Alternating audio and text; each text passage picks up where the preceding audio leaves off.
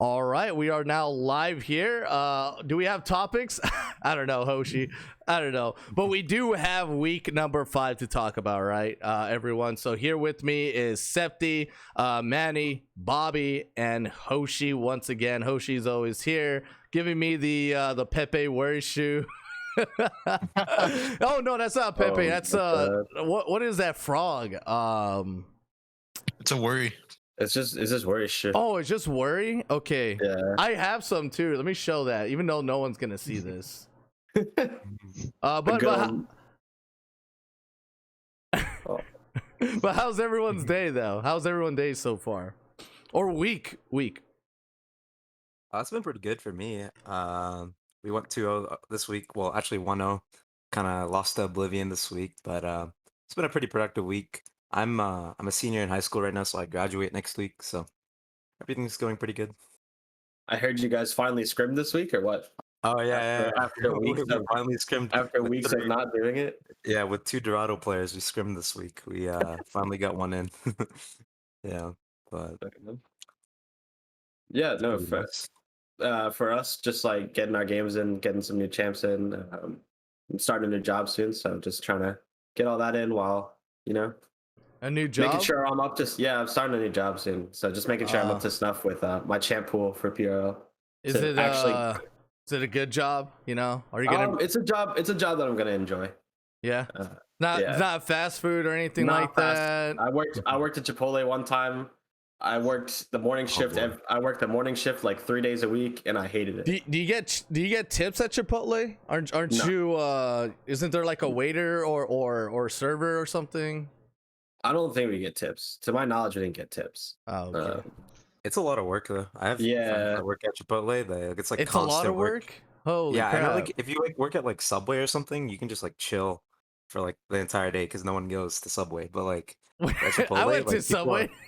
okay, I mean like most people don't, right? So Yeah, I mean yeah, like yeah. at Chipotle, like there's always someone coming in, so it's like Yeah. Yeah, At it lunch, makes it would sense. be at lunch. It'd be 90 minutes of just a line, and I'd be Holy, working. Yeah. just because of some nonstop. TikToker, right? I went to Chipotle, you know. Well, no,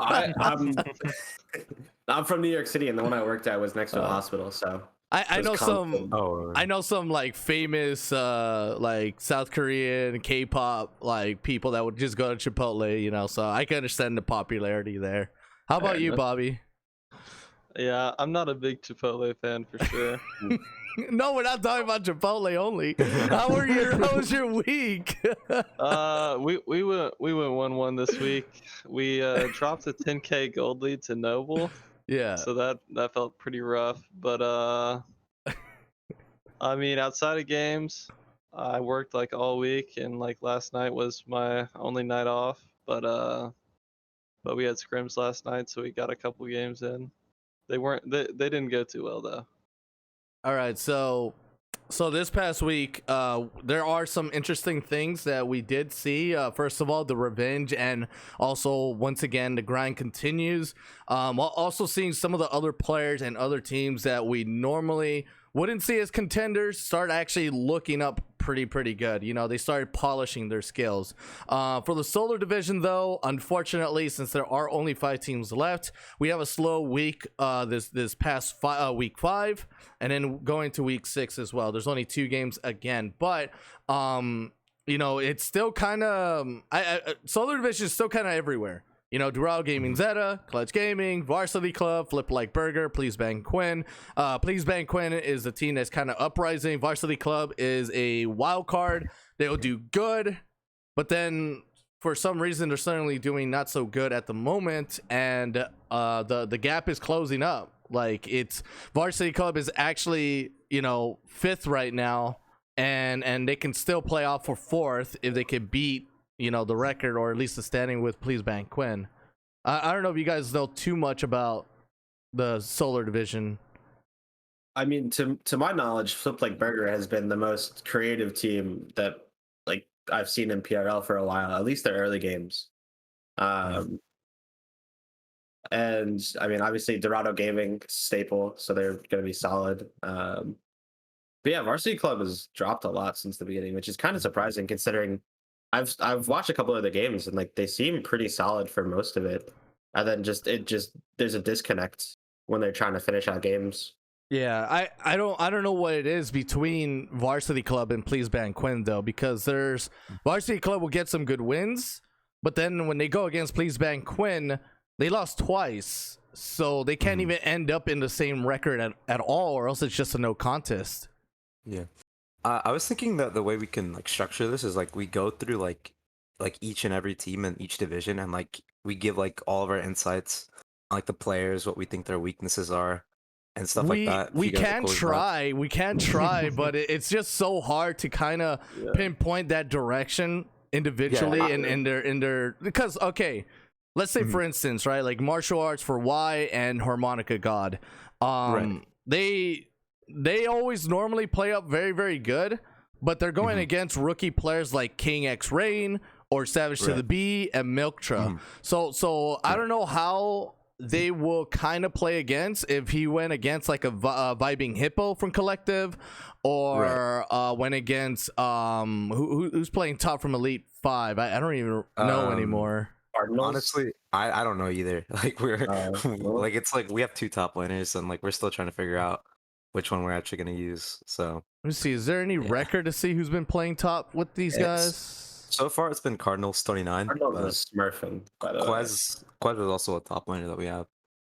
But yeah, and we gotta pin those two or between those three to see who's actually just been like the better top laner. It looks like Wader, no, Cardinals, but Cardinals plays like safe. I think safe champions, doesn't he? Camille and stuff. He's probably not pulling out the Kinnan. Cardinals is like the more aggressive one. Quez is like the more weak side type one. But I mean, I would be more than happy to like direct the conversation, because I watch most of the games. Right. Of like so like for like when we analyze each team. So like for instance, like we can talk about Varsity Club first. Personally, I think this team is like actually kind of strong. I think they have a really sleeper ADC in Lotus Blossom. Every time I see this guy play in lane, I see him like get a lead. It doesn't really matter who. I've seen him beat even the top teams in solar. I think that's definitely their strong point on Varsity Club. One of their weaknesses, I think, comes in is their solo laners and their jungle. I feel like it's really coin flippy on like how they play. Yeah. If you guys saw the game against Please Ban Quinn, you could also see that they have some macro errors in there as well, because they had a huge gold lead. I think they had they lost to like one fight randomly. But like, yeah, I think Varsity Club overall is a really solid team. Do you guys have any like thoughts on their team? Any weaknesses? I don't really watch much of the other divisions, honestly. Unfortunately. I'm actually of the opposite direction. I think Varsity Club is probably the worst or the second worst team in the tournament. Them alongside Gifted Rifters. I think they're pretty much, it's just Lotus Blossom and then 4 wards. It's like if he doesn't get ahead, like they don't win. And even if he does get ahead, like they still don't win. So that's pretty much my opinion. Yeah, I think that's pretty fair. I think their macro is definitely really shaky. So like I could see where you're coming from that. But I do think they have a really skilled ADC. Their solo laners, like I said, aren't too shaky, but I honestly put them above Please Ban Quinn. I would like favor them going into playoffs than them, just because every week we watch Please Ban Quinn, they have like a new lineup, a new roster, and Metashift's like playing a new role. So it's like really weird, but he played top he played top past 2 weeks ago, and he didn't even do good in top. All he did was just survived, right? All he did was survive lane and make sure not to get any kills up too much. And then now this time he went back to the ADC role. Even at first when I was doing a little bit of a writing for the Please Ban Quinn team, Metashift even told me, he's all like, I'm just support for now. I don't know where I'm going, to be exact, you know. Like his roster is made up a little bit of new players that he's trying to get along with, but then afterwards he's all like, no, I'm just gonna get people from my league to see if they want to play. And yeah, they ended up joining, and he got one of the teams called Mach 5 from what I've heard. I don't know them specifically or personally or how they are matched up in their own league, but definitely players that look like they had that competitive experience coming in. And Varsity Club, I mean, they're a city from Kansas. You know, they're starting up. This is their first college team together, joining up in an amateur setup. And they're doing good, but definitely there is competition for them. Like you said, Lotus has been like their prime player, but I don't know, like it just because Lotus is the only one that's primed up, like he still is gonna have a lot of troubles with Joker. He's gonna have a lot of troubles with Grugs, with Harmonica God, or Matsy too, with the jungler for Zeta. I mean, good jungle ganks just defeats a good ADC a lot of the times. We saw that too. One of the things with Zeta that we'll talk about eventually is Matsy actually quit. I'm sure Hoshi can talk more about that. No way! Why didn't I know this? Yeah, he actually ended up stepping down because he was never meant to be the actual starter. And he's like 15, 16. He had other priorities. So okay. we actually ended up picking up the guy who was supposed to be Clutch Gaming's main starting jungler. The timing was just really good, and he's been scrimming. And he actually played with them last week, and they looked pretty good. So I'm pretty excited about that. That's cool. Matsy's very young. Like he could be a prodigy, man. He could be a prodigy. He's actually on a diamond team, which is why he kind of stepped down. So he's like looking to move up, which is cool for him. I'm rooting for him. Yeah, we used to have one guy who made it all the way to and he was about the same age as Matsy. I think he's a little bit older now. No, not Towel Dog. Was Towel Dog young? Yeah, he's I think he's like 18, 17 right now. Oh my god. Yeah, he stole a dog that looked like a towel or a towel that looked like a dog.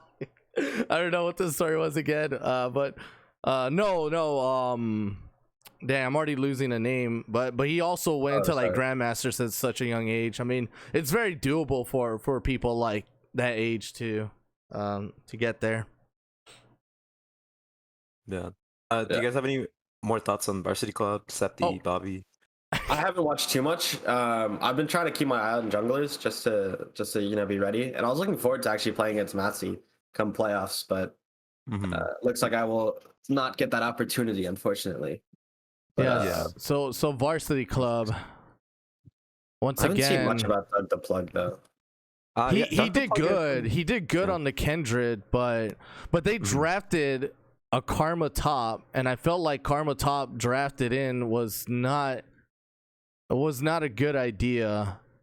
I think the idea of the Karma was totally fine. I just think the execution was a little poor because I think he got solo killed a couple of times to an Ornn, and that feels really bad. And then dove on later on by Kappa 1, who just ran in and auto attacked him. Like it was. It sucked, you know. It was not definitely the idea there. The idea was to just never die and Ornn not do anything. But yeah, the solo kills. Yeah, I mean it's hard. Just Karma, you can't have an ego in that lane. You have to just farm up. And against Ornn, it's kind of hard because you want to punish that. You want to deny XP, but it's almost impossible with a pick like that. I think it is Karma favored for sure. You should have the push like the whole game. I think it's favored, but I don't think it does enough to punish an Ornn if that's what you're going for in terms of it's supposed to just stop the Ornn, not really punish. That's true. I mean, you do have a Kindred on your team, which is like I feel like why the Karma was picked, right? Because it's like enchanting for Kindred, and Kindred can go off when he has an enchanter, as we saw in the game. Actually, it's just their macro is the reason why. But I think Varsity Club, they definitely have a chance to be a good team. It's just how they play around Lotus Blossom and Doug the Plug. And if they can like rush up the macro parts of their gameplay maybe a little bit, I think they could. Because in that game, Lotus and Doug were really doing their part in trying to carry that game. Godship did too. You know, occasionally he even won some of the 1v1s as well. and I don't know, it really was just the macro. Both of them, it's not even just Varsity Club. I think Please Ban Quinn also has an issue with macro, and just like a couple of other teams, but it's all about that upright pressure. What Please Ban Quinn did, if they knew they don't have a good macro game, they just went a lot with their sieging potential because they had a Sivir and they had a Tristana. Like sieging was just not what was not so hard for them to do, and you know, and even just added pressure, or what Kappa could have done too. I mean, he even did an early Zanya, so they knew, like, or at least from my perspective watching the game, I knew that they were trying to go for more dives as soon as possible, and then go for like tower pushes as soon as possible as well. So they did good on their part. Both of them still have macro issues because they could have literally killed each other like that too. But no, they went for a more like upfront, you know, team fight here and there, and eventually that does topple whichever ones that keeps winning or for in favor. Yeah, and then like moving on to like the next team in like the solar division, Please Ben Quinn. I think we already touched on it like a little bit. I personally think they're like the weakest team in the league just because they don't really have a set roster. And like they're changing around everything. But I mean, if you guys have any thoughts on that, I think that like maybe if they had a set roster, they could be a bit stronger. But it's tough. I think they will still make it playoffs. They have 2-0 against Varsity Club, and I think they can remain consistently in the same standing. But when they go into playoffs, I think they're going to be the first ones knocked out.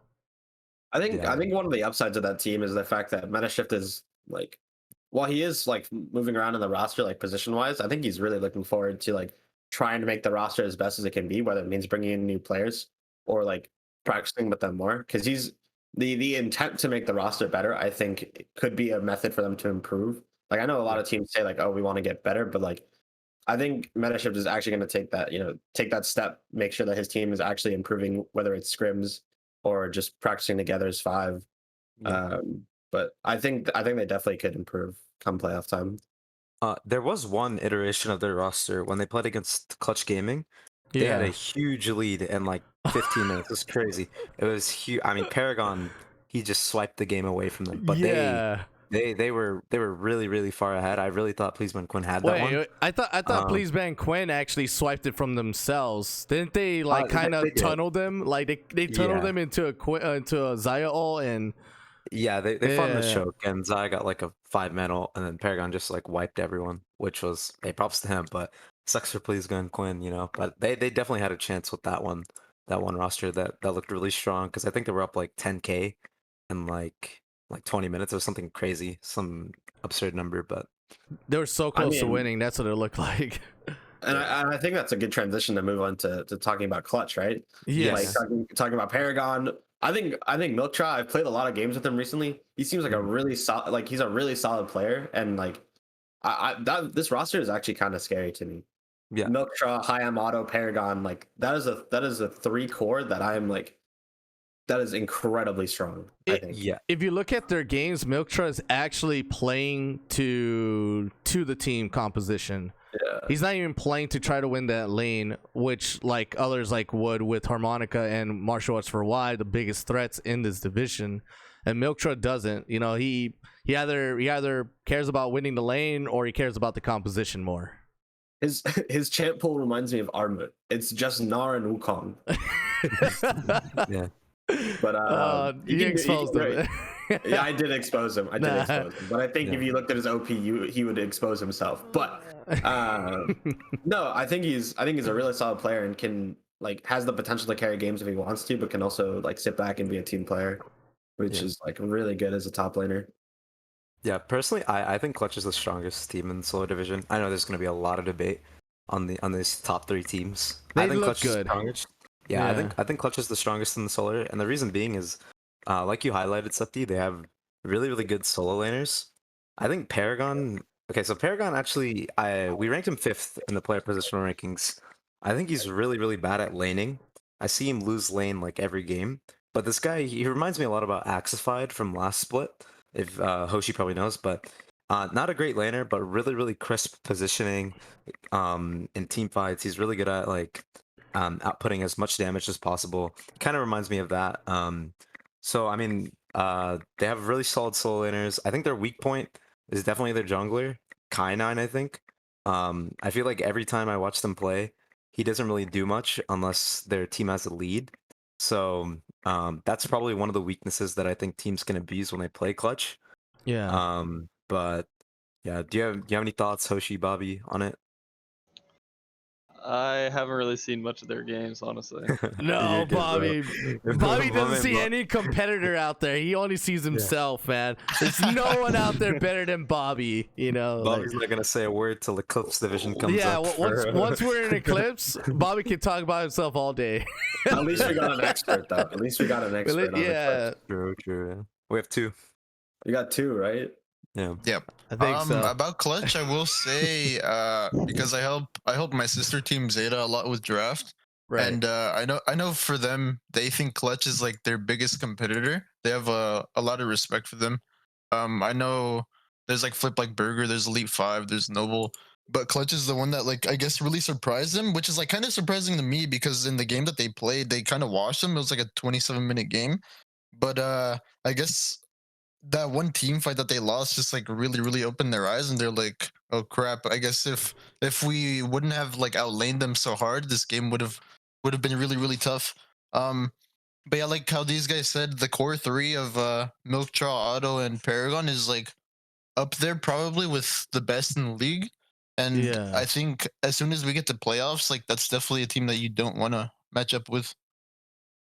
Yeah, I feel like some of the teams like Durao, Zeta, and Flip like Burger, they try to hard punish the Paragon, and it does work though. Like if you look at the stats, Paragon just gets hard punished, but he's just not a down and out AD carry. Like he knows how to recover, he knows how to come back into the game, and that's something that you can put him behind, but you can't really still like tunnel him into an opportunity for a win, kind of like what Please Ban Quinn did when they had that huge lead, and then instead, giving Paragon like a quadra kill or something like that. If I remember, he either got a lot of kills or just turned flipped a lot of money back into their favor. And yeah, like he's a big deal for the bot side. You can try to cancel him, you can try to stop him, which I think you can. Like what Manny said, he's kind of weak in the lane, and it is true. I don't think it's too hard to find a gank onto Paragon the moment he tries to tunnel vision for like some of the CS or wants to fight, because he is aggressive. He really is aggressive. But you still have to worry about Milksha and Otto. I think they are just the most consistent part of the team. I don't think they're the biggest carry as much as Paragon in his position, but consistent wise, like Milksha and Otto, yeah, they are still one of the bigger threats in that team as well. I think it's fair to say about Milkstraw, like Otto's really skilled. Don't get me wrong, I have a lot of respect for him, but I wouldn't say he's consistent. He's pretty coin flippy in his own right. Okay, I agree, yeah. yeah. He is a bit coin flippy, but I think he is pretty dominant in the games that he does pop off though. Like when he does go off, he like goes off like really hard. Like I think Yeah. one of the games he put a collie and he like literally 1v9'd and like Oh got a yeah, steal yeah. back into the game. So for sure, I think one of the interesting things about Solar is that the meta is like there's like a different meta for the division.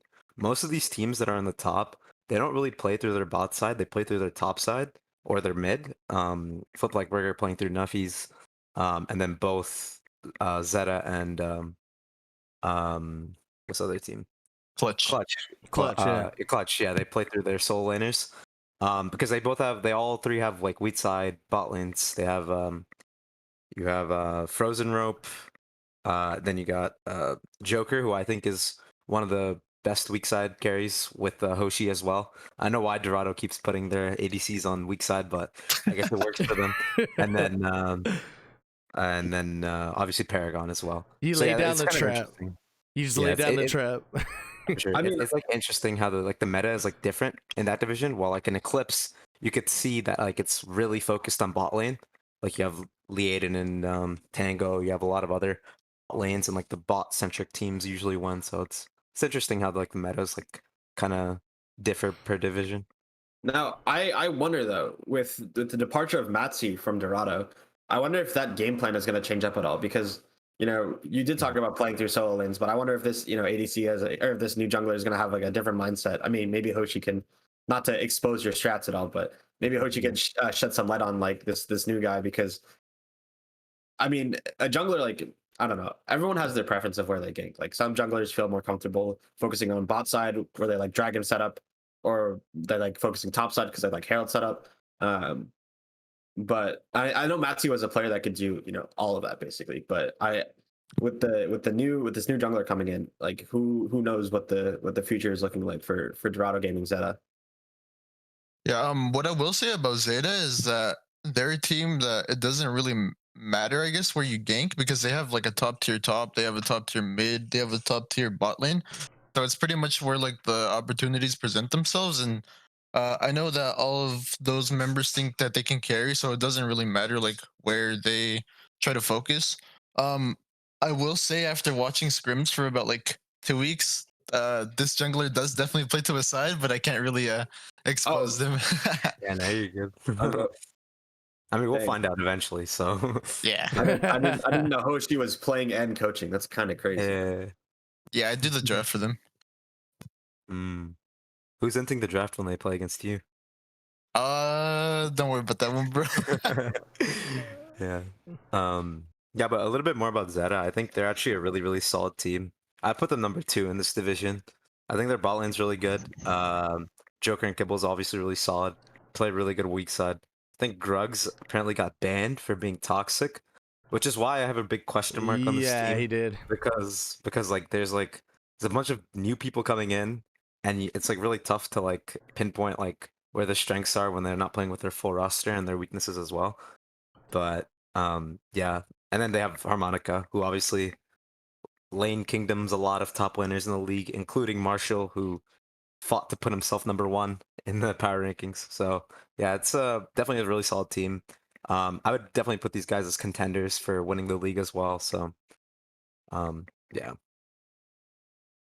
Yeah, I mean, I think, yeah, I have to see them play together as 5 now. But Yeah. wait, you said Grugs got banned? Is he still playing, or No, he No, can't no, play. he can't play. He's He can't he's play? he's Okay. 2 week banned. You can play in 2 weeks though, right? Oh, I guess he has Yeah, to after play 2 like No, weeks. 12 games. no, I think he's actually out until playoffs, because he got banned on a Sunday, so it's like he doesn't have the time to actually play the games before No. the time rule or whatever. So he That's just so yeah You'll he's have to play gonna just 16 games. he's That's just screwed, bro. He shot himself in the foot, man. Just a Or bit, yeah. like kind of like that kid on the bicycle, right? And it says like 8, 9, and 1, you know, in the season, and then he puts a stick in front of the front wheel.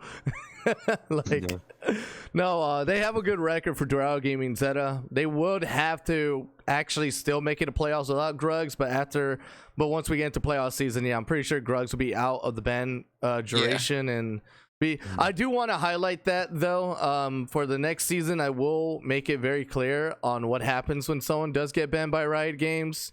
I was telling you guys earlier, if you told me who would win in a fight between me and Riot Games, I would lose 100% of the time. So we gotta maintain that standard. And you know, if you get banned for 2 weeks, it would have to be you can't play for 2 weeks either. Like it would just be for the duration of whatever the ban is. I feel but yeah, it's still. I don't think they will still have troubles. They got Dardosh fanboy that can come in. They got Fragzag. They got Axified. Maybe Mats if he wants to play mid. I don't know. Like we've had Zer filling in for mid, and he's done a pretty good job. That's pretty solid. Who's Yeah. Zer? the He jungler? was the top laner for Costa Luna Gaming. last split. Yeah. I don't see him. I think you put him in the jungle spot, no? Yeah. He Oh. he was jungling, but then we ended up picking up Dardoch fanboy, so just Okay. move Zer to mid until Grugs comes back. All right. That's what's going on. No, never mind. It works.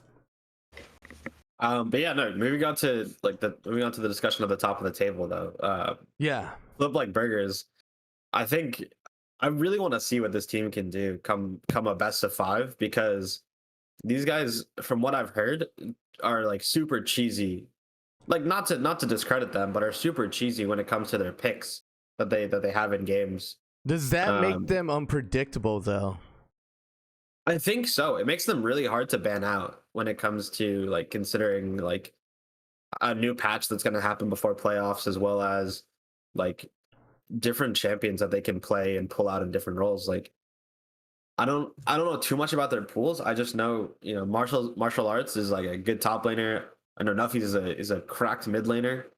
Um, I think the kid is a really good support from my memory. But I Yeah. can't really recall much else. Yeah, I mean, personally, I think this team is actually really, really overrated. Yeah. Yeah, I mean, so obviously, we have to take into account the fact that they had a bit of drama with their ADC, animosity leaving, picking up Tea Garden, who's kind of like a meme in banter chat. So it's cool to see him coming in because it definitely adds a bit more hype in like the matchups and stuff like that. But I think the team is pretty solid in their solo lanes. I think Nuffy's we ranked him number 1. I think he's really dominant. But I think Marshall's also a pretty good top laner. I think he gets a little too invested in himself, which is like kind of like a problem because when it comes to resource management, I mean, when I played with him, I'm a pretty resource heavy ADC. I'm sure Nuffy's a resource heavy mid, so I could see problems in resource divvying it out like when it comes to like Flip Like Burger. And obviously, when I say overrated, I'm like saying it in like in the sense of like top tier teams in the league. I think they're obviously still a really good team, but I don't know. Their bot lane is also a really big question mark. I agree with Septi. I think Kid is like a really, really good support when he's not drunk. But yeah, I think Frozen Rope is definitely the big question mark of the team. If he can step up, this team definitely has a chance to compete for the title as well. But if not, I could see them exiting in like the first or second round. Yeah, because how many times can you catch someone off guard in a best of 5 series in draft? Not Yeah, really. exactly. It's Yeah. like it maybe works once. Like I mean, Nuffy is really creative, right? He played Lisa in mid. Right. He plays some Jace. Pulled out like Well, some of these really walky, like pocket picks. But The I don't the know if I would call only Lisa mid creative at this point, but the only way to trick someone is to, like, in a best of 5 is you play your first game with like Shaco jungle and Teemo top and win it somehow. But other than Yeah. that, I mean, they'll soon get like red during in the best of 5 series. I mean, that's how it goes with some of the teams too, where they do win their like cheesy comps, all throughout best of 1 rounds. But when it comes to best of 5, I mean, you start seeing the endurance of that, being in full effect. Either it's gonna work for them, or they're gonna get figured out and it's gonna suck. Like it does happen that way with a lot. And even some of the teams that didn't do so good in best of 1s, they all of a sudden start showing up to being so good in best of 5s. Like it's gonna be, it's either gonna keep that consistency alive from their regular season to playoffs, or we're gonna start seeing them kind of drown themselves to trying to figure out what they can or should be doing in a best of 5 series. Because I don't know, it's the cardio and endurance work throughout all of that. You start playing comps over and over again. I think eventually, once they start figuring out the bands. yeah. Hoshi, you got an opinion on them? Flip Like Burger. Yeah, I think they're really good. We scrimmed them like 2 weeks ago, and I won't leak anything, but I will say it's Leak. it's like almost impossible to draft against them because, like how you guys mentioned, they get really really creative. They have a lot of like different comps that they can pull out. Um, it just really depends what Nuffy's wants to play because he's kind of their engine. And he kind of just picks whatever he wants from like when I talk to them. So I think like if you match up against them in playoffs, it just depends how Nuffy's feeling. Like I think if he's not playing that well, that team probably just gets 3-0'd. But if he's on, like Nuffy's can just 1v9 like any single game. So I think they're for sure a threat, but I think they're more of like an X factor than an actual like contender. I agree with that. How Yeah, far do I you guys mean, think they would go? Like, would they get knocked out first round, or? I have them losing I first or second round for sure. I think it'd be second round. I think they'd Yeah. considering their seeding, I think they'd probably So beat whatever if they first round don't team they play against. make it out, would that mean Dorado Gaming will make it further than Flip Like Burger in the playoffs run? I think both the Dorado teams have more potential than Flip Like Burger. I mean, Dorado Gaming, like the one in Eclipse, they're Yeah. very, very coin flippy. I'm sure Hoshi can talk on that, picking Yes, Jin sir. and Pike. But I mean, the team's pretty solid. They have really good players. They have pedigree in the league. They made They- playoffs multiple They play seasons as well. So. more. They play more like an It's so hard to pinpoint it. They play more like a team that is looking forward to best of 5 series, where Flip Like is just more like playing for the best of ones, if that makes sense. Yeah, you know, I Yeah, can it totally does. see that. Yeah. Oh, yeah. I think we could skip over the Lunar division because we kind of Nah, want to involve let's Bobby. go over Lunar. Yeah, let's Yeah, go I over mean, Lunar. We can talk over Lunar after Eclipse, but Bobby hasn't said anything for like the last 30 No, minutes. we love Bobby, dude. He's here. He's very handsome. I'm just here. It's He's- time for the expert. It's time for the. Oh, okay. So, all right, fine. Ignore Lunar for now. Let's do Yeah, Eclipse. we can- all right. Luna's a dead division anyway. We don't. Have to No, talk it's about it. not. There's great teams in here. There's great teams in here.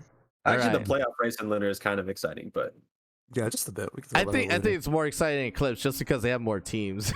yeah, I would not disagree. Yeah, because in Um, Lunar, Oblivion Esports Black is just an exhibition match games for the rest of the season. I didn't want to bring them in because it was a bit too risky for them on an entry and a forfeit deposit fee. Like, Mhm. I mean, the moment they lost one game, their playoff hopes is gone, and that's exactly what happened in week 1.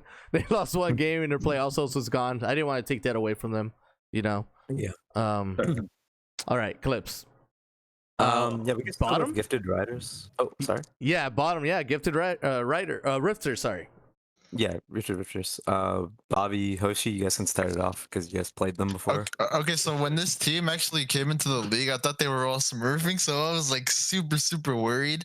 And then we actually played them, and they're pretty dogs. So Ooh. I'd say they're probably the worst team in the league. Like I'm not sure if they're just like friends trying to play together or what, which I mean is like I respect, but it's like their drafts are so weird too. They just pick kind of whatever they want. I actually don't even remember who I played against in their top laner. Critical Scout. Oh, He's like an Orn one trick. Yeah. I think he got shit on. I think I went 7-2 against him on Volibear. But You went AP Volibear actually, right? oh yeah. Yeah. Oh my goodness. Let me check that out. But yeah, they like I don't think their team has like a standout player. I guess if there were to be one, it's probably High, their mid laner. But I mean, like I said, they're probably the worst team in the league, which sucks. Like I don't want to flame them, but there always has to be one team that's kind of just there, and they're kind of it. Yeah. I think they're Yeah. already out of playoff contention too, so I mean, I'm not sure like if they practiced or anything, because it felt like they really didn't have like a game plan like in any of the games that I've seen them play or play against them. They just kind of int. Yeah, I agree. yeah.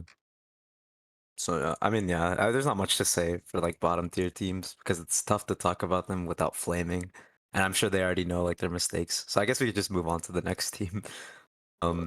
Heavy Impact. I know this was kind of interesting because when Carrot was writing the rankings, I think he put Heavy Impact third, which shows how much discrepancy there can be in the Eclipse division because there's still 6 teams left, and some people consider Heavy Impact to be a top 3 team in the division. So, like, what did you guys think of that team? I think Carrot was probably drunk when he was writing that, but like I think Heavy Impact is a sleeper team. Obviously Bobby's probably their best player. With never outmatched, they have a really good top side. Mhm. Their bot side, I've already played like all the Eclipse teams because we already finished the first round robin. I'd say their bot lane is probably the worst one that I laned against. So it's like it's either Bobby and never outmatched get a lead, and if they don't, they kind of just lose as well. Mhm. Mhm. What do you think about that, Bobby? I think it's Worst a pretty bot lane. bad take because I don't even remember playing against Hoshi. That's how irrelevant this thing is. But Um, I actually kind of remember playing against Hoshi. I think he's like alright at kiting, but I think he's not the best laner. And I I'm not sure about how our game went. I think your top laner was getting shit on. You guys just had to 4-man top like over and over. And that's pretty much it. Let me see. Manny and Septi, do you guys have any thoughts about Heavy Impact? I'm not gonna lie, I haven't watched too many of the Eclipse games other than the Reborn games, so my knowledge of Eclipse is subpar. So I apologize. Okay. All right, Um, so Heavy Impact, it could be a little bit misleading on the record because they took most of the losses and forfeits just because of the it was a bit of a rough start for them, but they didn't stop. They kept on going, and right now on their records, I mean, they're really close. Iceborne Reborn is their team to absolutely beat in order to continue, but at the same time they also had to beat Hot Culture too, because Hot Culture are leading the standings for playoffs running right now on the 5-5. And it is a bit closer though for the bottom ranking team. And I think there is a clear gap between like Noble, Costa Gaming, Blaze, and Dorado Gaming with the rest of the teams here. So we're going to be seeing a lot more competitive Impact for the 4th spot than anything else. And I don't know, like it. And also real quick, we got picked up by a little warrior or whatever. So Imperial now Knights Gold, yeah. So now we're Imperial Knights Gold. Gotcha. Yeah, I mean, I think you guys are actually a really good, good top jungle team, like Hoshi said. It kind of reminds me of Theory Nation, kind of last year. Like you play through top a lot. If you don't get a lead top, the game is kind of doomed. But I mean, we do have to like acknowledge a couple of things. Like you guys did beat Costa Blaze, who I think is a really good team in this league. So like, and I think Coterie is like the best top laner in the league right now. So, even though the power rankings say otherwise. But yeah, I think you guys definitely have a chance fighting for the 4th seed. You guys did beat Reborn this week. Yeah, they did beat Reborn. So, Since like all the exhibition games that we had to play, because we started off 0-4 from them. Holy moly! You guys also beat Hot Culture too? Yeah. We started off 0-4, and since then we dropped 2 games, and one was just a throw against Noble. We had a 10k gold lead on with Soul, and we still wound up losing, which was really lame. But yeah, I mean, honestly, like from seeing the games you guys have been playing, I'd honestly favor you guys a little bit over Reborn. we But yeah, did like just stomp Iceborne last week. yeah, you did. There was also a draft gap, but yeah, you guys did stop them. So I mean, props to you guys on that. the Kin and Lee went. True. Actually, Noah on Lee went crazy that game. Yeah, he did. Yeah. That show's nuts. What I will say about Imperial Knights, if they do end up getting the 4th seed, I think they're probably going to be the scariest 4th seed out of all the divisions. Because 100%. like if Bobby or Never Outmatched get a lead, they can just like 1v9 a game, and I think that's really scary in a best of 5, because like especially because one game, like the very first game, always sets the tempo, and like let's just say Bobby just like shit stomps the enemy top laner, like that's gonna be so demoralizing. It doesn't matter like how good of a record or how good of a seeding you have come playoff time, because um in my opinion, best of 5s are always carried by like the star players, and Bobby is definitely like one of the better tops. So I definitely wouldn't want to match up against them in a best of 5. Who are the top 3 tops in our division? In our division? Coterie, then 1 through you. 3. I think Coterie's like for sure like undisputed number 1. The 2 and 3 can be argued. I think Moonshot, Zol, and you are in contention for the next 3. I actually really respect Moonshot, but out of like the rest of the top laners, I really haven't seen someone that I like their gameplay or their style, or like or they just like know how to lane correctly while also like putting pressure. Including Coterie. Yeah, I've Oh, watched like 3 Coterie games, and I played against them once, and and I just kind of threw, but we still ended up winning. Hmm.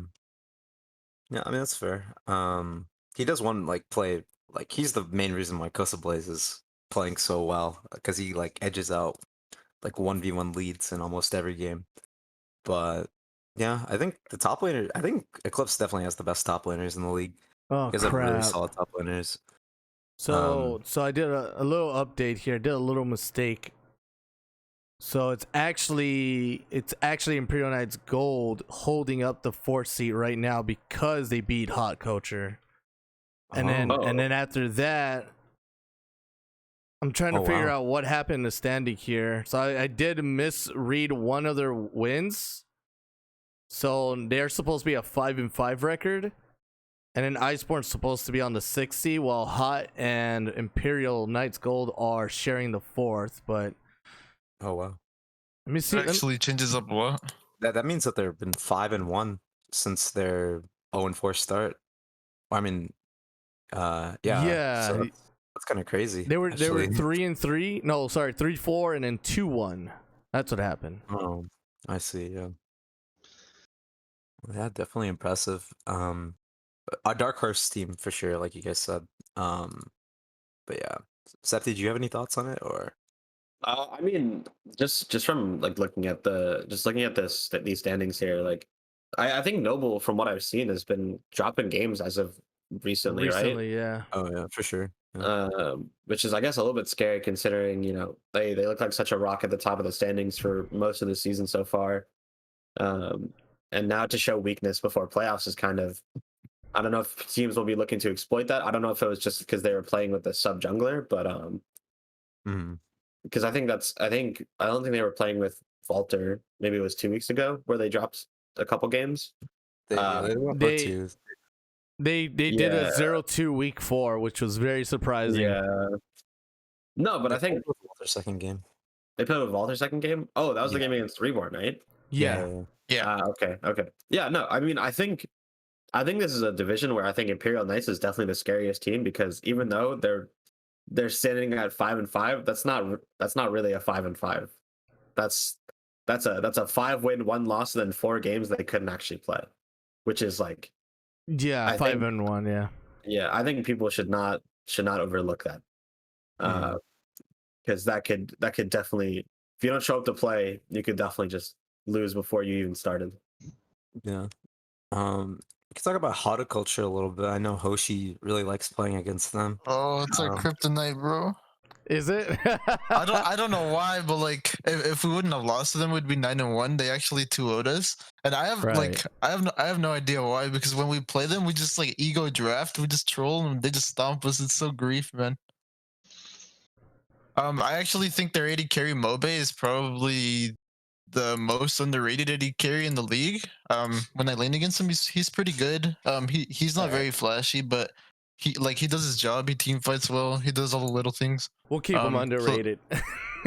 Yeah, he's definitely one to watch for. He is. No, go ahead, Ray. No, I was saying he is.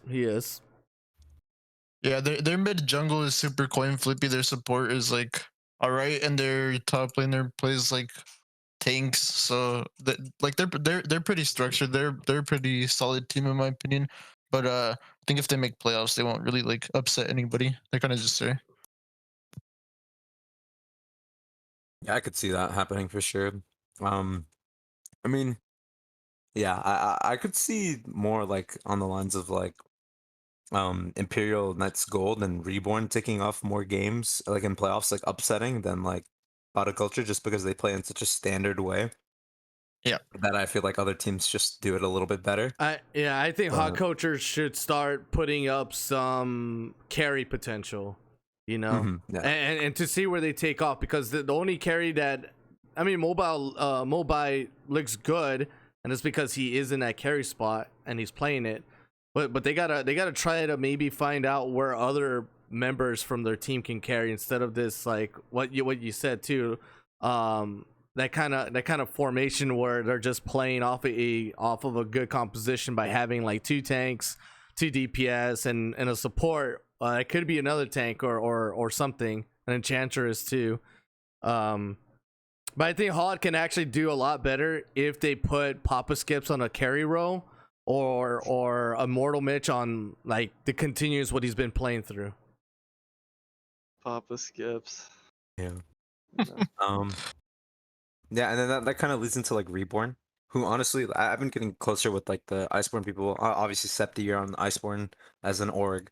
I think this team is actually for like before last week. I thought they were actually really really scary considering they went 2-0, and then this week they completely like they just fell off. I guess because they went 0-2, and both their games were very very like convincing defeats. Like they lost really really badly in both of the They games. they didn't look like how they played last week. This Yeah, past week 5.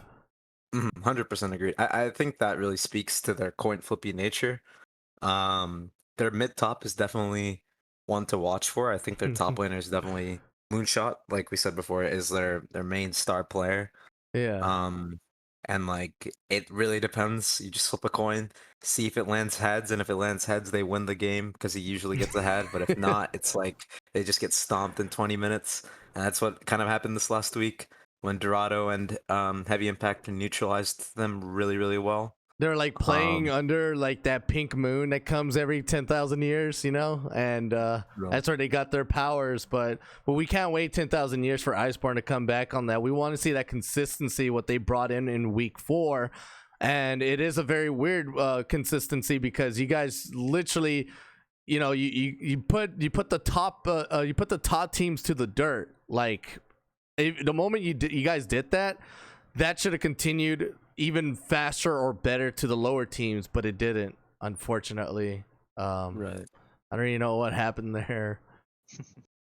Yeah, but similar to Imperial Knights Gold, I think Reborn, if they do make playoffs, they're gonna be a scary team just because they're very unpredictable. And like Hoshi said, if Moonshot has that one pop off game, it can shift the tide in the series, even against the like if they were the underdogs in that series. Septi, did you have any thoughts on it? Because you're like on Iceborne.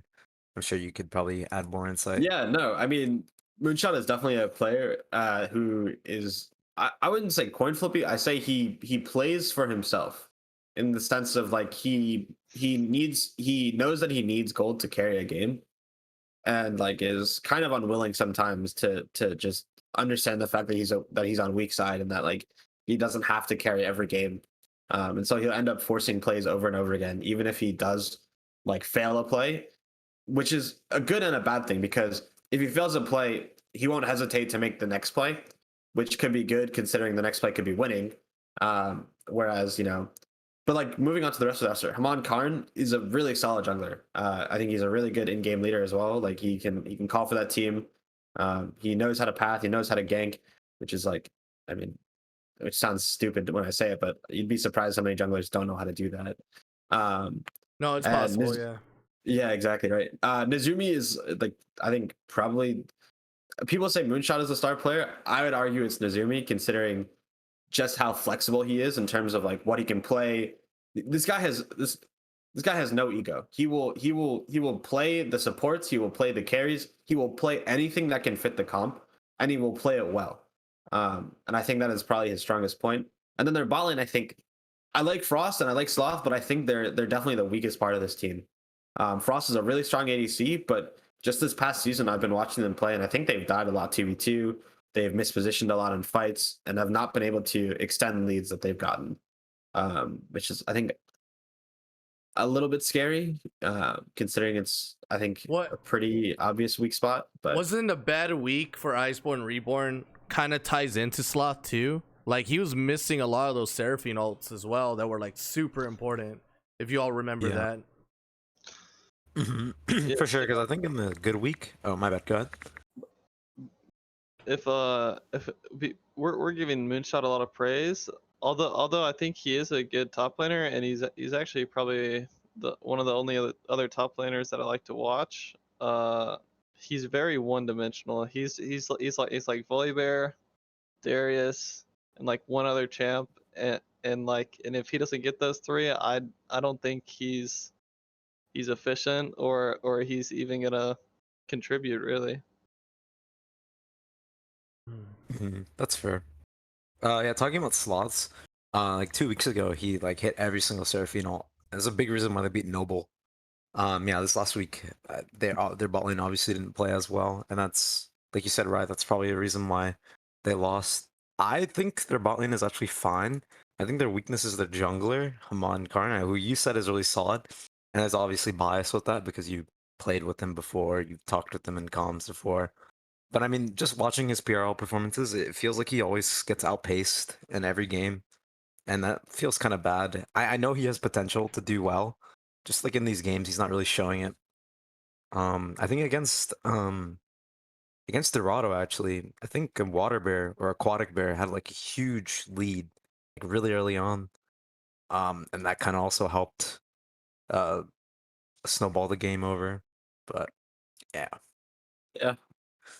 No, yeah, Uh, I definitely think Cam is not the strongest. He's like when I say solid jungler, he's I would say closer to an old school jungler, where like he's not the Yeah. biggest on like invading or like looking for like super crazy fights in enemy jungle. He just farms his camps and looks for angles, and like that's it. yeah, Like, that's fair. hmm For sure. Yeah, and then we can move into Dorado Gaming. Obviously, Hoshi's here. Probably the second most coin flippy team I've seen, aside of I liked the That's 1v1. recent comp, by the way. Let me see if I can find it. It was against Noble actually, right? With the no, what game was it that you guys did the Zillion one? Was that against Oh, Iceborne? yeah, it was against Yeah, it was against Iceborne. Iceborne. I really liked that composition, by the way. It was such a good like comp for you all. Yeah, That you guys did. Iceborne ended up blinding TF into Veneris for some reason, and they know that Oh. Veneris is like a super pop-off player, so he just like insta-locked the Zed.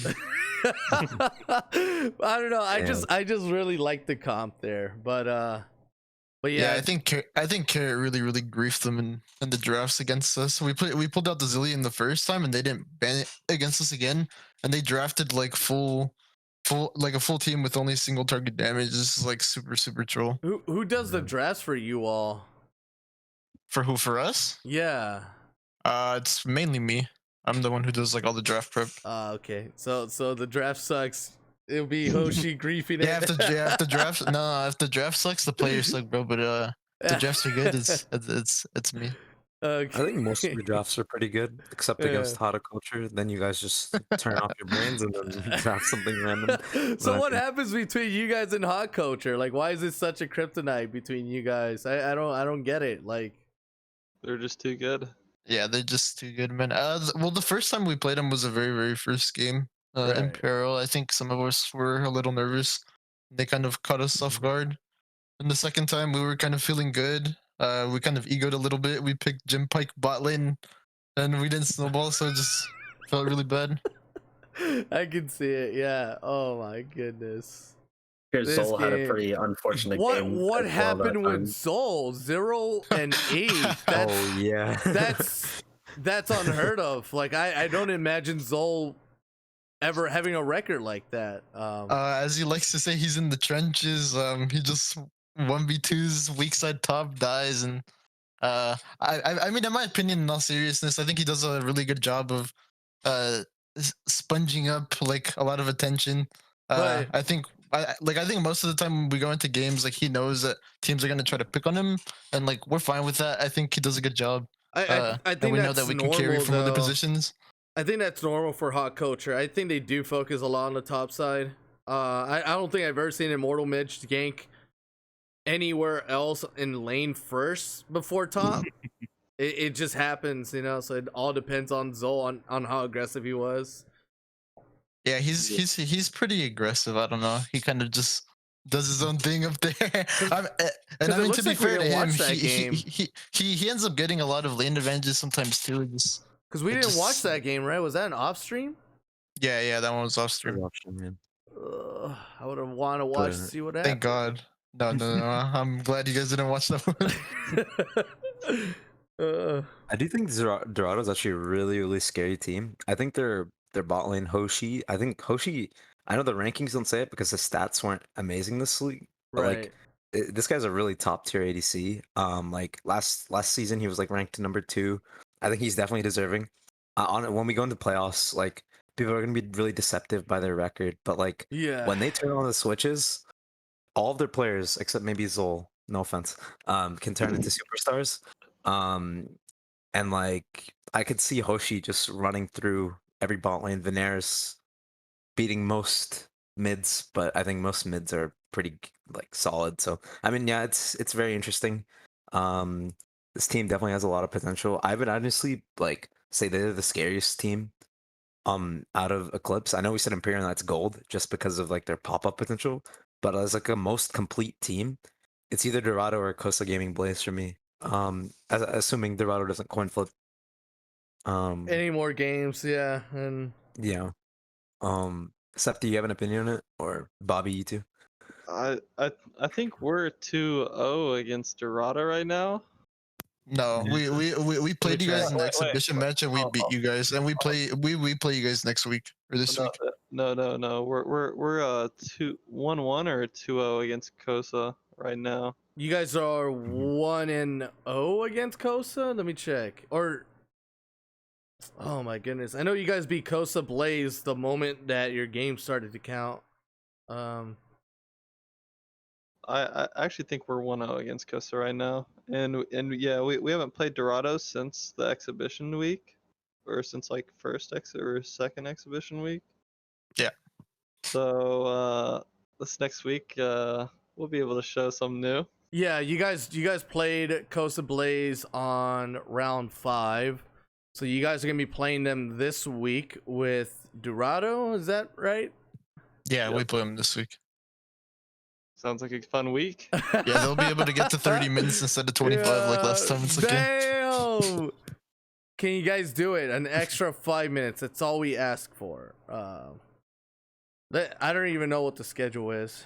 I'll make it later, but I don't even know what it is right now. Well, I just wanted to jump back on a comment that Monty said just now, which is, he said it a couple days ago too, and I was thinking about it. How he was talking about the strength of mid laners in Eclipse, but I think just generally over over the entire like league, mid laners are really like strong and consistent, which I think is something that is like really cool. Like mid lane is such a pivotal role in competitive, just because like if the mid goes, everything goes. Yeah. But so the fact that we have like almost 15, 16 consistent mid laners, I think is kind of insane. You need a playmaker so? mid. You need a I playmaker. I actually feel like the mid lane role is like really weak this split. I disagree. It could be both, you know, like it depends, because you have a lot of flexibility when it comes to just because of the counter at the end for your drafts, right? You're picking something that's comfortable to where you're going to be laid back, while the other one picks up something that is going to be aggressive, and that's how it is going to be. That's how it normally is every single game. But so far, I mean, Kiba Boy can play aggressive with. I think it was like one of the other favorite games I had too, where the Galio mid with Coterie was insane, and Reggie, like it I don't know if that was the one though. There's so many games. I think for mid lane this split, it's really been probably one of the more chill times for it, because everyone's just been picking like a Nivea, Victor, and just all and I'm just like all these like random scaling mages, even though I don't think mages are like too good right now, but and they just kind of farm for like 15-20 minutes in roam every now and then. Yeah, mid's pretty consistent. I think that's why some players who like kind of break the mold of that like stand out like really well, like Nuffy's, Otto, even Veneris pulling up the Zed. These people that don't like follow that control mage meta, they usually tend out to stand out a bit more because they're able to pick like more egotistical picks, and it works out. I think the mid and ADC, the skill gap between like the top 6 or 7 is actually really like small. I could see anyone taking games off each other. With top lane and jungle, I think there's actually a really big difference after like the top 3 or 4. Maybe I would add Bobby in there too after watching a couple of his games. But jungle especially, you look at like the top three jungles, or the top three jungles, and like there's like a significant drop off in my opinion between how the junglers play. Like Grant and it was Matzy before, they were so dominant, and like I think like there's a really big skill gap in that role specifically. Yeah. So I think that's why jungle is gonna be really important. I know some people like Septi, you like I've played with you before. I know you're a good jungler, but you're not able to show it on stage. So I'm sure that applies to a lot of other players in the league. It's been a rough sport. I like Yeah. honestly don't know like if I like actually believe I'm the best top laner, but I do believe I have the best jungler in the league for sure, or at least in Never our outmatched. Yeah, he's one of the top ones up there that I've He's up seen. there, yeah, for sure. like I don't think individually that there's like any other jungle that does what he does. Like people like Volter 88, he just tells me not to look at his match history whenever I'm checking to see his games, and yeah, he even has a lot of losses in his solo queue. But Yeah, I mean, never outmatched just got Balter right now. In the very last game that they played this week. yeah, But I mean, never outmatched gave him the game, so I guess I don't know who really gets the edge there. Yeah. Oh my goodness. Yeah, and then we could talk about Kosa Noble. Blaze. Oh, yeah, I thought we were yeah, already talking about Costa Blaze. I don't know. I got lost. Yeah, I don't think we've talked about them yet. I think yeah, there's a lot of teams in Eclipse. I think Coastal Blaze is probably the most complete team in Eclipse. I didn't realize that they had Corey JJ as their ADC, so I Oof. kind of like shut out my eyes. You didn't on see them. the I didn't know red much- carpet rolled in on the PRL floor, like, I and did it's not see. just And Corey then, JJ coming out with like yeah, Gucci and then coats or whatever. it's crazy. And then I saw this guy like get like 2 pentas in a game with Jinx. I'm like, hold on, this guy looks familiar. And then he name changes. I'm like, oh, okay, wait, Custom Blaze is actually a little bit more scarier than I thought it was. He was Corey's very good DC. XCJ6. Yeah, he was Right, XCJ6. I did not know that was Corey JJ. And then when he put the name on, yeah, like all of a sudden he gained his powers back, right? Yeah, exactly. It was like the last gem of the Infinity Stone for him. Yeah. Just the name He got the change. gauntlet. Yeah. I think Costa Blaze has a really strong top side, really, really good bot lane. Weaknesses, obviously, Kiba Boy. I think we can all agree on that. He hasn't been playing amazing recently. I think that's really what teams can target when they play against Costa Blaze. Right. And their jungler is also pretty solid, but Kiba plays a carry role, and then if he doesn't carry in his role, like he starts losing out 1v1s, that's when you start seeing that whole midpoint of the Summoner's Rift kind of just dive in or dip in on itself, because Kiba can't hold that position anymore after like one or two losing solos. It doesn't happen often, but you will see it, and he plays like what, like I think Silas is mainly what he plays on, and he puts us. Yeah, it's like Yeah. Silas Seraphine is main two champs. yeah. But those I think he's champions alone scarier. are kind of coin flip too, though. Like, Yeah, I think he's scarier on like support mids because honestly, I don't see him edging out many like edges against other mid laners in the league. I think if they just put him on like a Galio, on like a Seraphine, Lulu, Karma. I mean, honestly, no one wants to play that, but like if they do that, the team I want to would probably play be it. like a lot scarier. I'll do that solo queue. Yeah. Yeah, but definitely a complete team. I know Bobby said he didn't really think much of Coterie, which I thought was kind of crazy. But I mean, maybe we'll see. Maybe he can like impress him later on because I think that guy actually has potential to be like the best top laner in the league. I think he is right now, but like, Well, I um, play him this Wednesday. he did, yeah. um, you guys won that game or? The last time we played them, yeah, I first blooded him, but then I ended up running it down on set pretty hard. Yeah, they beat him Yeah. the first time on round 5. I think you can see the stats there if I changed the names correctly. Let me see. I was actually running it down on purpose to give him Cho'Gath stacks, so when I ulted them back into the team, for that Oh, extra damage. That's big brain, bro. Uh, She's like huge Cho'Gath gained slanted to Lilia and Oriana and Zaya. Yeah, they won. They beat them 13-14, 36 minutes in. So it wasn't even like a strong win.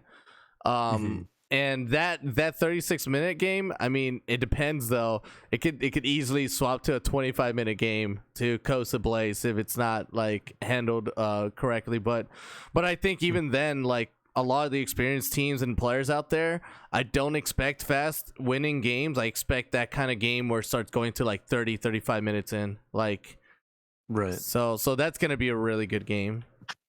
Very quickly about Kosa. Their support actually gets super slept on. I actually think Tanic might be the Tanic? best support in the whole league. Yeah. Yeah, I think so too. Yeah. I'm not gonna lie. Even though we put Tango Charlie up there, his Blitzcrank and Thresh that got banned away just showed that he's just not as consistent. And Tanic has been the one that has been very consistent. You know, with Oslots missing his ultimates, with Drakeloak in and out. The Norseman can pull off some cool stuff. Colts fan, not sure. I think he gets caught out too often. And then everyone else has kind of like been swapped in, swapped out. So Tanic is actually just the only living consistent support player out there right now. Yeah, I think when they played Tanic versus Tango, they played this last week. Tanic actually did a really good job neutralizing the Seraphine, like really well. I think Corey went up like 50 CS in lane, which is how the Vars into Jinx matchup should go. So it's like, oh, actually, it shouldn't be that severe, but like they like absolutely stomped bot lane. It was a little unfortunate. I thought Kosa Blaze had that game in the bag, but Kiba Boy had other plans. But it was a good game for sure. I guess we can use that to like segue into Noble. Yes. Definitely a really strong team. I like OG Kush is a really solid mid laner who plays Ryze, Victor, Anivia, the scaling mages. All will the just sit scaling mid and mages. farm. Likes Yeah. all of the scaling So mages. He much likes All fun. of them. too. Wait till All 30 of it. minutes. Wait till 30 minutes and then carry. It's 30 minutes time. We're dropping. Mhm. Yeah. But remember that game where he did have Vladimir versus Dorado Gaming and Aquatic Bear played the Kindred? I really liked Yeah. that game a lot. I still It was like it to really this day. Yeah. Yeah, Dorado Gaming does a really good job in researching their opponents, and they usually have really good like drafts. So props out to you guys, Hoshi. But yeah, like you said, OG Kush is a really solid player. Like even playing Vladimir into Nivea, he actually didn't even do that bad. He was like chilling, kind of. It was just like the Kindred kind of just like made him useless. Um, but yeah, this team's really solid. I think their weak side is definitely their top laner who can easily get abused by really good top laners in the league. I think Chili touches. I don't know. I don't want to flame too much, but I think he's like a bottom tier top laner in the league. I see him like losing I don't every lane. I don't understand why they don't put Chili Touch on like Orin every game, because his Aurelia, I don't know if I've actually seen him solo kill someone on it, Yeah, I don't think. but I've definitely seen him try to tower dive like 30 times. I don't know if it's ever worked. Yeah. No, it He definitely doesn't. needs to be on the Orin. He normally trades a kill when he does that. So it's definitely not perfect, but he does get something off of it. Yeah, but definitely Noble's still a really good team. I think their bot Yeah. lane is also very good. Liaden and Tango obviously really solid. Tango, it seems like Tango has been exposed, I think. he has been Yeah, he's been by Dorado, exposed. and like it's showing really much because every game now it seems like Noble is not as dominant as they were before in the bot lane, and they're like losing bot lane now to even like some of the lower standing teams in the league. Yeah. So like it's definitely been exposed. He picked up the Seraphine, which I mean, I Like guess look at his Oh. OP.GG. He has not picked up Blitzcrank and Thresh in a while. Like he's definitely learning. He's definitely learning other champions. Oh no, he's been caught out, and he's all like, "Yep, they didn't just strip me down to my underwear. They took the whole pants with them, you know." Yeah. Oh my goodness. And dragging him down with him is Liaden because the support is so important in the 2v2. Like even Leader now is Yeah. not showing that many amazing performances anymore. He's not looking like the number one ADC that we voted for earlier on the split. He's like kind of like died down. But he's See, like, a lot of- also like Paragon too, right? Like even though the support kind of lacks in some way and he's behind, he could still come back. You know, he could still come back, for and sure. and that comeback comes in a lot harder when OG Kush has his scaling done too. You know, so Yeah. but they Um, start becoming a lot easier to read though at that Yeah, point. I think the biggest thing about Noble is that they're super predictable. Like you know pretty much what every role is gonna play. You know exactly how they're gonna play. They're gonna scale up. They have like a weak early game. And I think they need to be very very careful because in the best of five, they can get like shit out really hard in draft. So like And I would every say single game of draft too, like yeah, I would say for them, they need to really up their champion pool or maybe like spice it up a little bit because they're super predictable. Yeah. Yeah, you like never see OG Kush on the like the Lucian or the Trist a or like the Zoe. or like the Yone. he picked up You, Zoe one game, and I think he I don't think it lost was the very. game. Yeah, Yes, I did. He he put it. He bombed. put it right back down, didn't he? No, he played well that game. His team just ran it down. But Oh. yeah, he needs to bring up a little bit more AD assassins. I think their X factor of the team is actually Walter. Yeah. He's pretty creative with their picks. He picked Kane last week into Costa Blaze, and I think the Kane was a really big reason why they won. He went blue Kane into a really squishy team, and that worked out really well. Um, Walter's obviously a really solid player. I think he was just like a Hecarim Volibear one trick before like last patch, and then think this patch like absolutely gutted those type of junglers. Thank God, by the way. Literally everyone was just a hacker and Volibear two trick until last patch. Well, not Like, Grant, but everyone else, yeah. okay. Yeah, Sorry, Yeah. Grant picked up Trundle to counter them. My bad. Yeah. yeah. But yeah. Can we move on to Lunar? Yeah, we can move to Lunar now, yeah. Alright. Lunar. We can start with who's the bottom team? Chandy's Cerberus. Angels. Oh, Chandy's. Oh, I think Emmy Cerberus. Actually, I kind of want to talk about Cerberus because I think no, even though they're not let me like see. or not Cerberus, Oh, Cerberus kinda are wanna- lower team now. yeah. Although, can we take like 2 seconds just to talk about Oblivion? I know they're like a filler team and like they're not really in like contention for playoffs, but I think just because some of the exhibition matches, like the one against E5, I think was really entertaining to just see what a team like that can do. You know, exposing the undefeated team in our division. You know, That was not a fun game to play. Yeah, they're actually a really good team. I could like see like they're it really comes out in the Tough Daddy. Yeah. He's like really really good at what he does. He got like a really huge lead on King. King like ran it down that game and made it really hard for us to win. So King, if you're watching this, good job. But yeah, like they're a really solid team for sure. If they were in the league right now, I could see them. Like, I could see them easily being making playoffs easily. I could see them fighting for top spot against E5. To be Okay, honest, let's relax. But yeah, they didn't definitely. even have their starting support, who is, I mean, Jonah, he is a good support, but I mean, Bravo is, I played with that guy before. He's insane. Um, but no, it's funny because yeah, you say Tough Daddy. We actually, our game against them was off stream, but it was actually pretty tight. I'd say we trolled a draft and picked Riven for some reason, but uh, it was actually a good game, and we kind of threw against them. We had them locked up, and then just let the game slip away. Yeah, solid team for sure. I wish that if they came in, the league would be Lunar would definitely be a stronger division as a whole, and Absolutely. then the league would be a lot more competitive. But yeah, it kind of sucks that they didn't. But yeah, I think we wanted to talk about Emmy Cerberus then. Yeah, we can go on the service. Yeah, I mean this team is pretty. It reminds me of the team that I was on last split, OR. We have a bot lane and then we don't have anything else really. Um, and I think that's really what Emmy Cerberus is. They play off duelists, superstar potential. This guy's really, really good. I landed against him. He absolutely wrecked me. Granted, we had a sub support, but yeah, like I could tell that he's a really top like ADC in the league. Now they added Zen 12 in the league.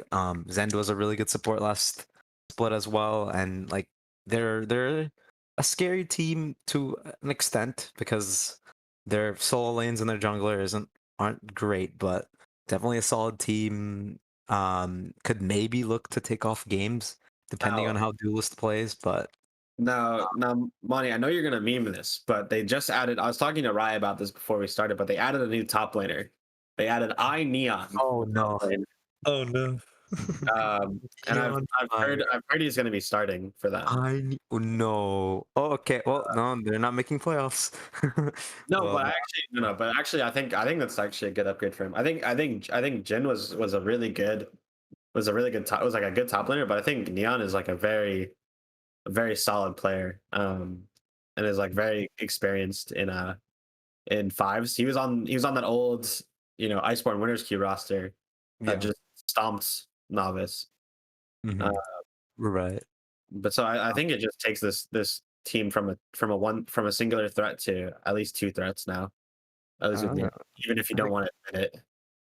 yeah, I mean, no, Neon's good. He plays on like a 20 FPS computer, and he like True. still manages to like play really well on like tank champions. I don't think he will stand a chance against players like Bobby or Coterie or Dalton or Marshall because they'll just play something really aggressive like Irelia or Darius or something like that and just beat tanks down.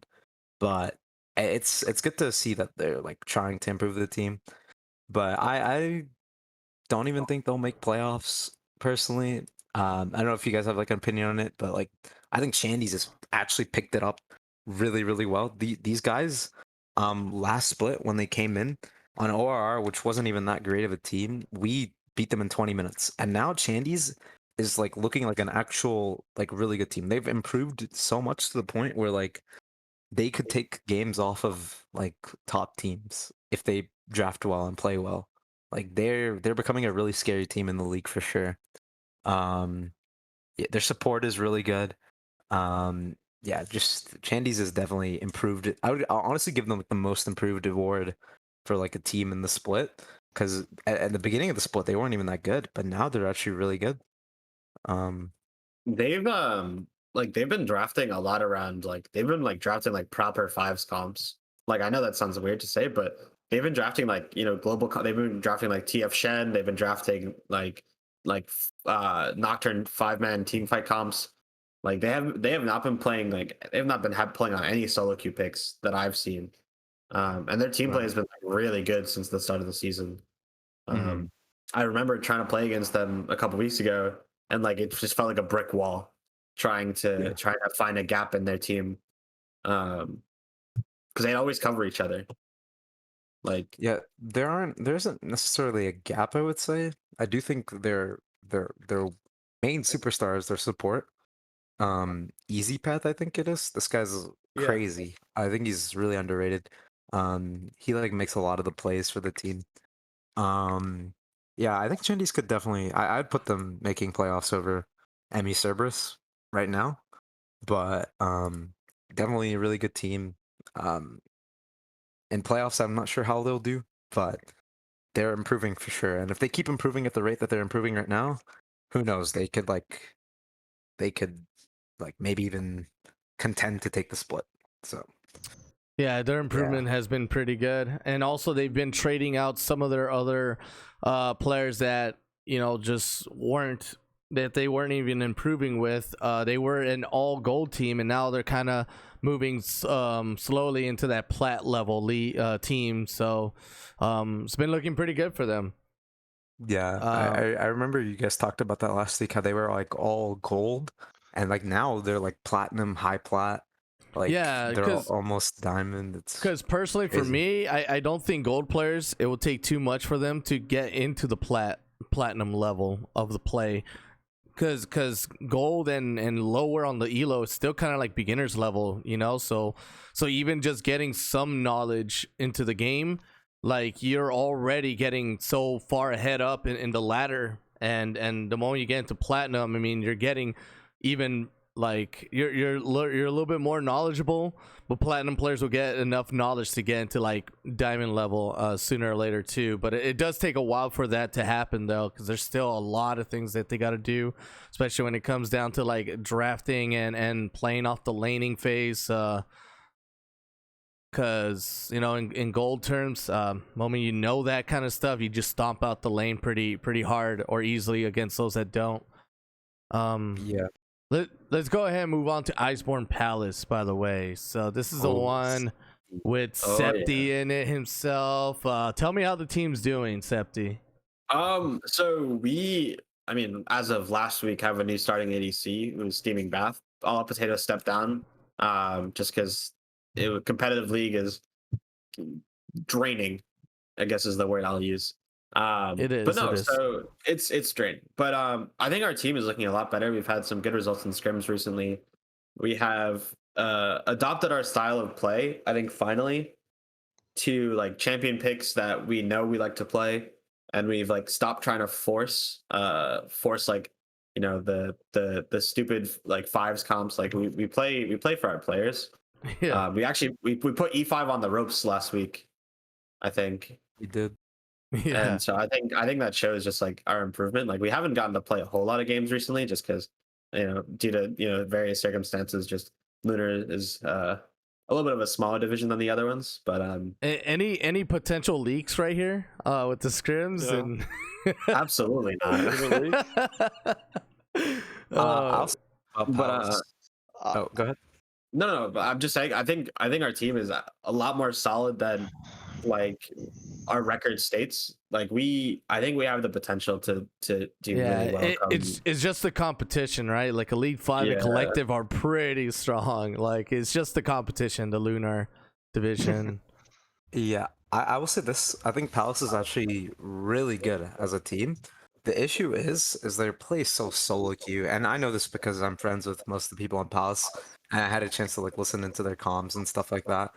It feels like they're really, really solo queue oriented. They don't play as a team at all. It's like they're really good players individually, and if they find out a way on how to play as five, they could actually be really, really scary because their players are really good. I think they're mid and top lane, like Marcel and Waiting Sucks.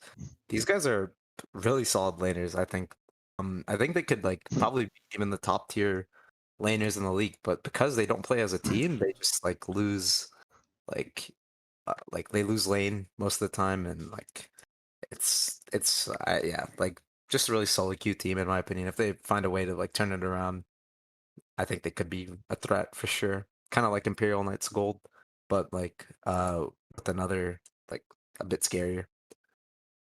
Yeah, I think it's a lot harder to play solo queue style in Lunar from what I've seen. But I think it's harder to play in any division. Playing solo queue style doesn't sound ideal. Yeah, I mean, sure, yeah. Yeah.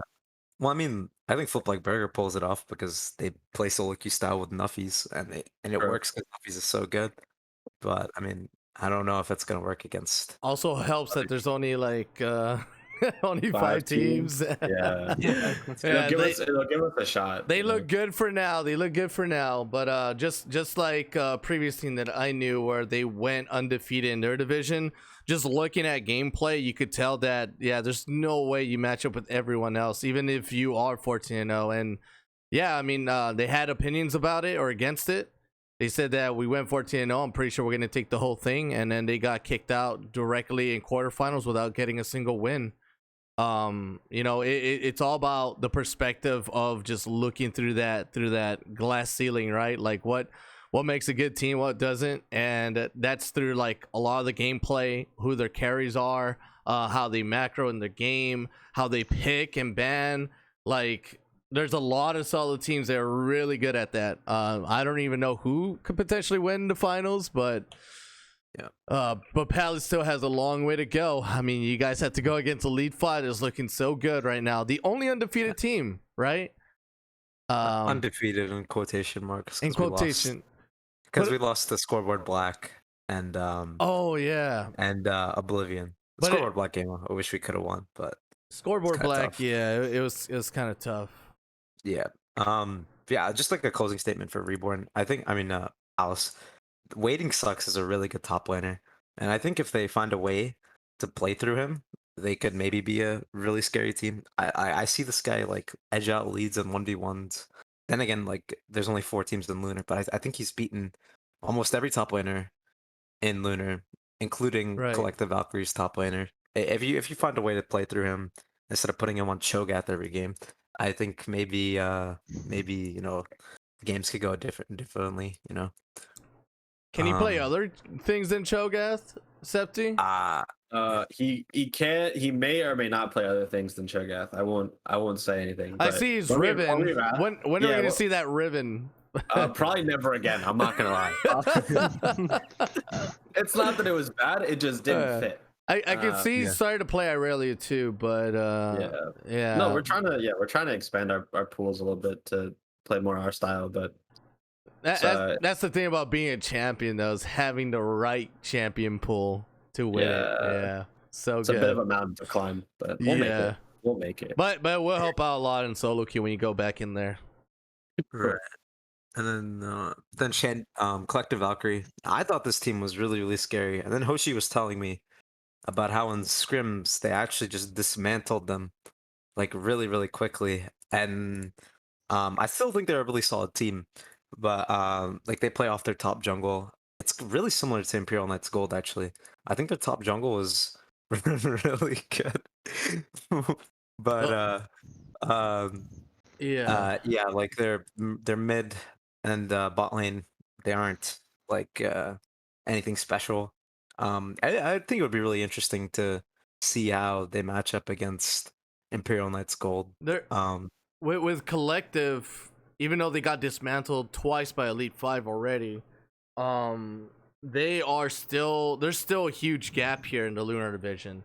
So Elite 5 definitely gapping everyone else. Collective's supposed to be right on them, but except it's not.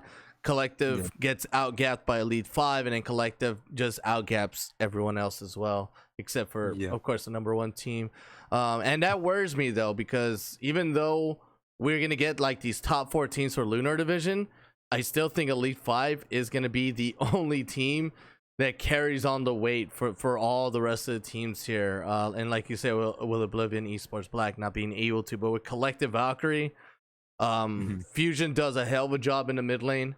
As a scaling, I think he plays scaling mages too, right? I think he does. I've seen him play some like assassins too, but mostly scaling. Like I think he pulled out Zillion one game. And then Vibing Hippo. Vibing Hippo is actually a very, very strong carry.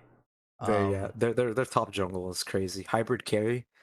Honestly, when we played against Collective Valkyrie, I swear I int every time we play against them, but my team just carries me. But their jungler came bot like 7 times, and I picked Draven, and I was like 0-4, but in like the first like 10 minutes, so it was kind of crazy. But we still managed to win the game. I think their bot lane is actually good. The issue is their ADC doesn't really CS that well, because even though I was like 0-4 that game, I was still up like 30 CS. I think. Honestly, this team could be really scary if they like brush up their bot lane CSing a little bit, maybe go into practice tool, practice that a little bit, and I think they could definitely. I don't see them beating teams in Eclipse or maybe like the 4th seed of Solar, but I mean, you never know. If teams can always improve really fast, closing into playoffs. I think we noticed that a lot last split. Like some teams like Ascension, they like improved really good like right when playoffs started. So teams improve a lot during this time of the split, so it's going to be interesting to see that for sure. So Collective definitely has a chance. And I guess that leads us to E5, the team I'm playing for. I think we're a really dominant team. I think you guys are trash. Get out of here. Yeah, just a little bit dominant. I think you guys get carried by King every game. Like it's actually just the King what's his face show. King is the better Silas of them all. Everyone else that plays Silas, you're not King Silas, True. I have seen this guy 1v9 so many E5 games. Like I'm tired of it. I'm like this is just a rerun of last week. Yeah. Hold on, what? Okay, King's the weak side player of our team. Okay, and the fact that he's 1v9ing is showing. How does he carry every time? He's carried us 1 week, man. Get like 1 game. You're saying it's every time. But one game is every time. Yeah. But I mean, yeah, King is really good. Our mid jungle is very, very strong. obviously Grant won the split last season with Smash Barn, and Mhm. like this split, obviously he's very dominating. Probably now that Mats is gone, I don't really see him losing jungle to anyone except maybe Imperial Knights Gold's jungler because Or never outmatched. Yeah, yeah, because he looks really good actually. he does. But yeah, I think we're a really good team. I don't really like talking about like myself on the team, so like if you guys want to give your thoughts on what our strengths and All weaknesses right. are. No, yeah, I definitely Strength. think Yeah. I think Shark is probably your the point that you would break if it was pressured. Um, I think not that he's a bad player at all. I think just of the players on E5, I think if people were to target down like bot lane and just you guys could dive bot lane on repeat. I'm pretty sure that they would. That I mean, it's gonna be hard because Grant is gonna look to trade on opposite side, but the bot lane of E5, no offense, Monty, but you guys are probably the weak point of that team. I think King and Quezzy are like really good at playing their lanes and keeping it solid. This guy's falling in shit. You melted Um, him. What? What am I hearing right now? I'm not saying you guys. The weak part of the Hold on, team. I'm not saying you guys lose 2v2 very much. Like I don't think anyone on your team is like very susceptible to dying in lane solo. So I think you guys are really solid in that manner, but I think if jungle pressure were applied, I think bot lane is the first lane to crack. I feel like there's hardly any team that does that though, right? Like against Yeah. Grant, and that's why it looks so good because Grant gets to do anything he wants, especially when he plays Ivern. And what is this 31-minute game for Elite 5? What is this trash kind of gameplay here that we're looking at? I mean, they're 10-0, but like, are they really a 10-0 team with these 31-minute games? I'm gonna be honest. We are not looking as strong as we should be. Granted, yeah. we haven't like scrimmed in like 4 weeks as a full roster, so we're like Oof. pretty egoing now. We're like, oh, we don't really need to scrim against these teams in our division, and then we got handed by Oblivion So- Esports Black. So that's like once again, there's like great ED carries coming in too, right? So Indian here also putting up his name on the scoreboard. I don't know where the Maggie is. I don't remember, but it's Cardinals 29 is playing and he's doing pretty good. But he's definitely just playing that tank role anyways. So I think if you play tank, you're gonna do good anyways, no matter what. But I think what makes Grant like a really like scary jungler is just the fact that he can play anything. Like Yeah. like he I remember like I thought I had him when we played against E5, I thought I had him pinned to like the meta farming, like he would just take like whatever of the farming junglers was left. Like I think we banned out, I think it was before the nerfs, or maybe it was after them, but we banned out like Hecarim and Volley, and we got left up with Udyr. And we fell into the trap completely. I'm not gonna lie. I was like, all right, bet I'm gonna take Udyr. He's gonna be left with like, I don't know, Skarner or like Lilia. The guy pulls out Trundle. I'm like, wait a second. I have been counterpicked. Yeah, it's a pocket pick, but like I think it's like really good to be able to like confidently pick those in a meta where Trundle probably isn't the best. Or at least a no-show, right? Yeah. Yeah, definitely. I think, yeah, we're definitely not looking as dominant as we did in the earlier weeks. But I'm glad to know that you think that we're a weak point, Septi. I mean, all I'm saying is when I see E5 on the other side of the rift, the only person that's making me shake in my boots is King. That guy is King is so that guy is a good, man. different breed. I mean, every in-house we played, Septi, I'm like 1v9ing. That's all I'm saying. Yeah, but somehow when we duo, you int my games. So that's true too. But yeah, I King, think that's what's all his the face? teams. but yeah. Any last conclusions to some of the members here? To Hoshi, is he back? Yeah, I'm here. Yeah, more leaks. I don't really have much to add, I guess. I will say that this split is going to be really, really interesting once it gets to playoffs, because I don't think there's that one team that is just like the overwhelming favorite. Even though E5 hasn't lost yet, I think they're still like really beatable. Yeah. How about I you, think Bobby? They're I think E5 is just lucky they're not in Eclipse division. We'd be undefeated. We'd be undefeated in Eclipse too. I don't know what you're talking about. Okay. Well, I'll see Even King in if they playoffs. were, Bobby, you probably wouldn't even recognize them. Like, who's these? Yeah, you just forget Yeah. who you play against. Yeah, Oh, see, we played against each other. Wait, when? is an exhibition. Yeah. But I think you'll see Imperial Knight spot lane and Vert our mid on the come up. He had a pretty good game against Noble, even though we dropped it. But Yeah. we'll see him on the come up. Yeah. My final thoughts. I don't see that many contenders against us this split. Honestly, I Yeah. think Shark and I are probably the strongest spot lane. I think if I had to name a couple of contenders, maybe Dorado Gaming, Clutch, and Zeta is a question mark. If their players come through and they're actually good, I think every other team is not gonna do great. In fact, I do disagree to some of the listings of like A and S ranked teams, but Elite 5 would be the perfect example of an S ranked team in their own division, while everyone like Collective Valkyrie would be an A, and then Iceborne will be like lower with everyone else on Chatty's Angels and Cerberus. Like it's just a clear gap on this division between the top 3 teams, and then of course fourth is still in placement. How about you, Septi? What are your last? All I'm saying is that I carried Kingdom when they made it to playoffs last split. I'm gonna do the same when Palace gets to playoffs this split. We're gonna make it, I guarantee it, and we're gonna come for the top. That's all I gotta say. Gonna go 2-12 on Jarvan. None of y'all scare me. So. No, hopefully not, because you can't get jitters in competition, man. I mean, at that moment, you're just hiding away your true potential. So we want every member out there to just shake them off and play the best League of Legends of your life that you can play. You know, I mean, it's definitely off of the solo queue, so you get to play with a good team and you get to enjoy it to the fullest.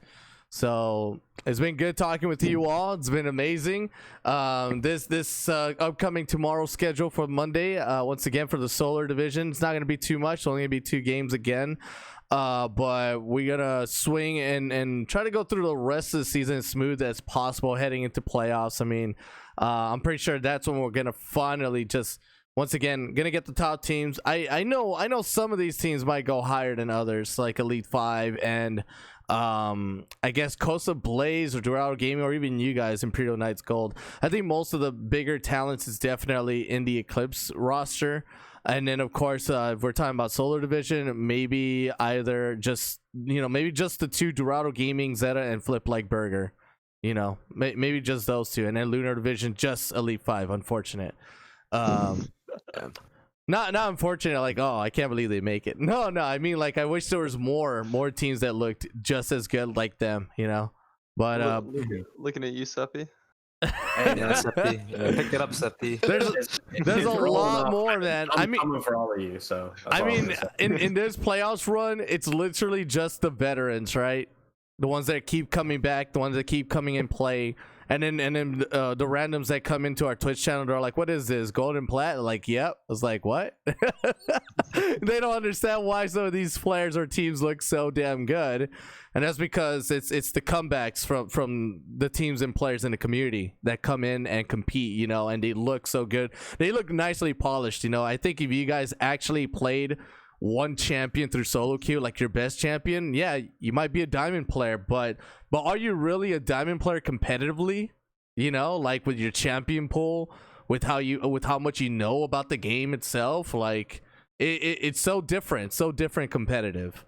But I can't say that I'm really, really happy and proud of it. It's pretty awesome to watch you all play. And then Bobby still has to show me that top lane gap every game as much as possible. That's right. All right, guys. I do gotta go, but thank you all so much for joining me here today. As always, to Septi, Manny, Bobby, and Hoshi. Thank you guys so much for tonight. Make sure you all support us here at the Phoenix Rising League continuously. To our Twitter account, YouTube, Patreon, whatever it is, you name it, at Phoenix Rising League. We'll catch you all next time. Thank you so much for tuning in and listening. Thank you so much, Manny, as well, for your help on this podcast as well. We're gonna see you all soon for week number 6. Let's get it and have a good rest of your day wherever you are. Yep. All right. See you guys. Thank you. Yeah. I'm cutting dice. Look at these eyes. They're not here to please you. There was a time you could be mine before all that you put me through. I knew that you were trouble, but I let that you were bad. I'm living in this bubble and it makes you so mad. You can say hello, but I don't need you to like me. Don't need you to like me. Don't need you to like. You can watch me go, 'cause I don't need you to like me. Don't need you to like me. Don't need you to like. You can say hello.